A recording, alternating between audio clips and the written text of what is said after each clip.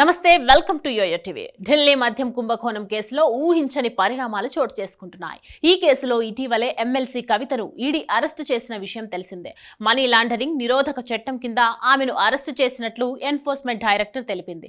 అరెస్టుకు గల కారణాలను వివరిస్తూ 14 పేజీల నివేదిక ఇచ్చింది. మనీ లాండరింగ్ చట్టంలోని సెక్షన్ 3 కింద కవిత నేరానికి పాల్పడ్డారని పేర్కొంది. ఢిల్లీ మద్యం కుంభకోణం కేసులో ఆమె పాత్ర ఉన్నట్లు తగిన ఆధారాలున్నాయని నోటీసుల్లో వివరించింది. కవిత నుంచి 5 సెల్ ఫోన్లు స్వాధీనం చేసుకున్నామని వెల్లడించింది. కవితను ఢిల్లీ తరలించేందుకు ఈడీ అధికారులు హైదరాబాద్ నుంచి ఢిల్లీ వెళ్లే విమానంలో ముందుగానే సీట్లు బుక్ చేసుకున్నారు. ఆమెను విమానాశ్రయానికి తరలించేందుకు బంజారాహిల్స్ పోలీసులు వాహనాన్ని తీసుకురాగా కవిత తన వాహనంలోనే వస్తానని చెప్పడంతో ఎన్ఫోర్స్మెంట్ డైరెక్టర్ అధికారులు అంగీకరించారు. అనంతరం ఈడీ కార్యాలయంలోని ప్రత్యేక సెల్లో కవితను ఉంచిన అధికారులు వైద్య పరీక్షలు నిర్వహించారు. అనంతరం కవితను ఢిల్లీలోని రౌస్ అవెన్యూ కోర్టులో ఈడీ అధికారులు హాజరుపరిచారు. ఆమెను 10 రోజుల పాటు కస్టడీకి ఇవ్వాలని ఎన్ఫోర్స్మెంట్ డైరెక్టర్ కోరగా 7 రోజుల కస్టడీకి కోర్టు అనుమతించింది. కవిత తరపున సీనియర్ న్యాయవాది విక్రమ్ చౌదరి వాదనలు వినిపించారు.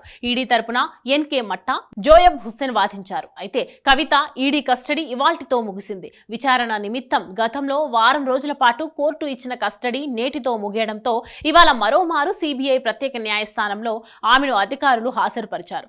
కవితను మరో 5 రోజుల కస్టడీకి ఇవ్వాలని కోరారు. కేసు దర్యాప్తు పురోగతిని కోర్టుకు వివరించిన ఈడీ న్యాయవాది కస్టడీ పొడిగిస్తే ఢిల్లీ సీఎం కేజ్రీవాల్తో పాటు మరికొందరిని కవితతో కలిసి విచారించనున్నట్లు చెప్పారు.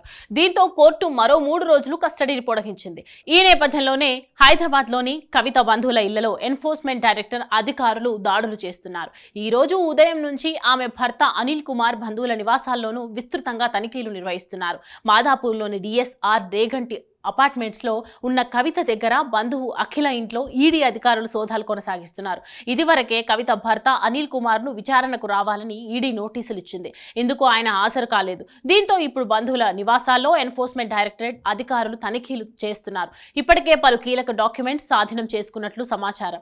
ఈ పరిణామాల నేపథ్యంలో పలువురు బీఆర్ఎస్ నేతలు టెన్షన్ కు గురవుతున్నట్లు తెలుస్తోంది.